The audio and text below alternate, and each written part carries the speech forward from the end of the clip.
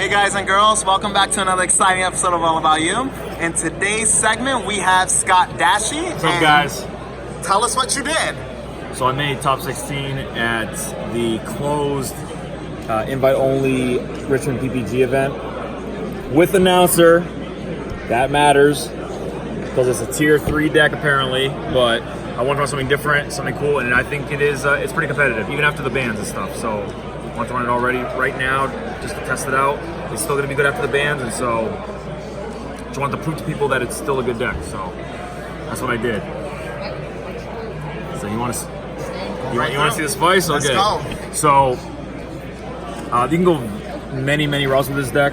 So regardless, you should be running 4 Dende because you can tutor pretty much every piece of the deck. You also draw on your unawakened side, and so this card's really crucial. It's also on element for sense of being an objection and things like that.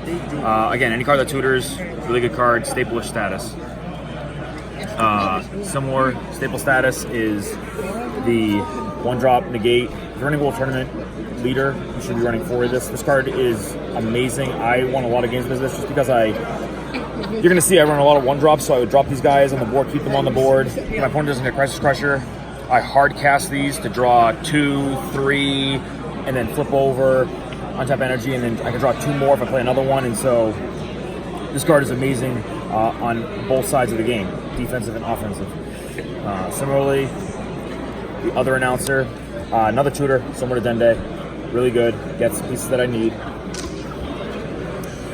Self-Awakening, a lot of you are going to cringe at this. I run only 2 pieces that self-awaken. In Canada, I only ran 1 main board, but I decided to change it for this event. I run only 1-on-1 because Dende and Announcer can tutor for them, and plus a lot of decks I play, depending, attack me anyway, so these cards are worthless. But for those that don't attack me, I can grab these 2.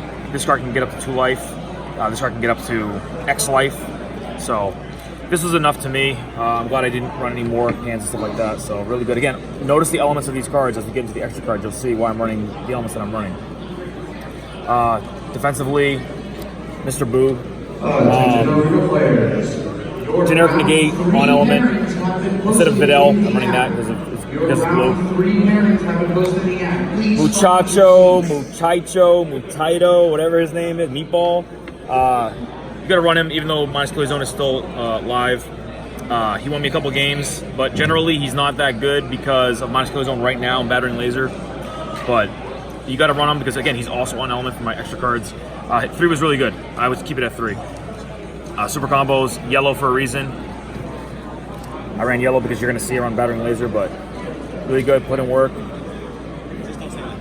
Now the big package, Giggity, is starting with, I run two main victory packages, and that's the juniors. So Goku Jr. and Vegeta Jr.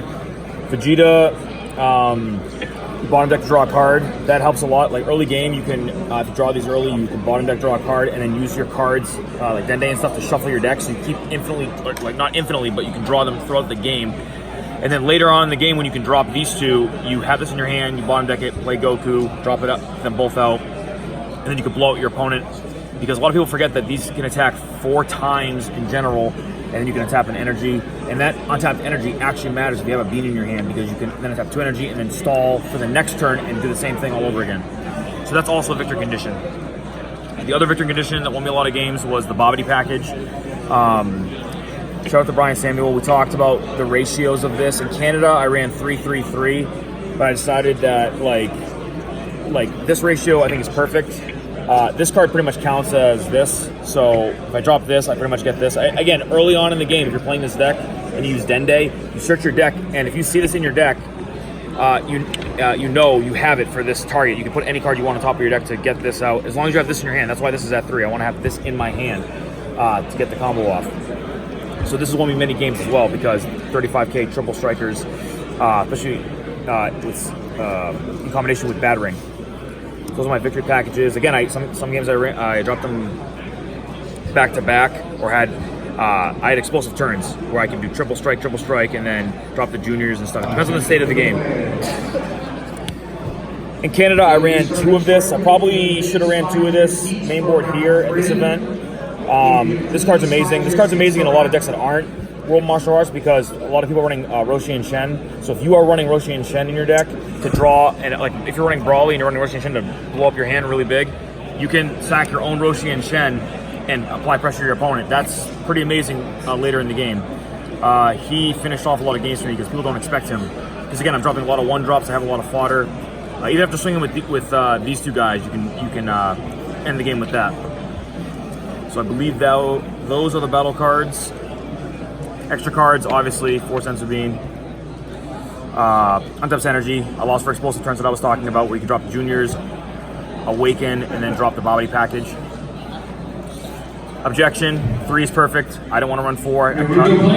3, again, you're probably going to draw this almost every single game. And then, again, you want to boost your energy up so that you can drop these early on and apply significant pressure to your opponent. Battering, as I mentioned before. 2 is the perfect number, I think. 3 was kind of clunky. In Canada, I ran 2. Here, I ran 3. It was kind of like, yeah, I did have enough yellow at all times because you never really use this unless you're super combo, so I would keep this in my hand. If I knew I was going to win with a triple striker, I would battering and destroy this just to get the effect. But I probably should have run another King Piccolo instead of this, but it worked out. It was still good. And finally, 3 power bursts. This card is, I don't want to say broken, but this card is like extremely good. Only a lot of games with this. There were actually one of my top, my last run in Swiss and top cut matches last week in Canada with this combo right here, where I had this in my hand. They attack me, negate, give this back, drop it, negate, double negate, and then I went on the swing back. And so that is the deck. You want to see the sideboard? Oh yeah. Okay, the sideboard actually put in a lot of work as well. The sideboard, 15 cards. Deborah, this card is amazing. If you're running Pan, you should consider running this in main board or side, because this card helps a lot against the Vanilla Goku matchup.